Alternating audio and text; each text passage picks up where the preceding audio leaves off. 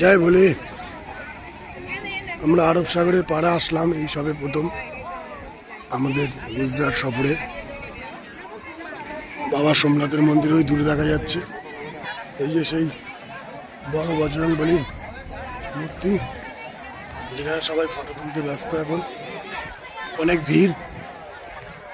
আর ওই যে দূরে বাবা সোমনাথের মন্দির, যাবো আমি ওদিকে দূরে পিছনের দিকে দেখার জন্য। দেখা যাক বাবা কত দূর দর্শন করায়। আর এই সাগর,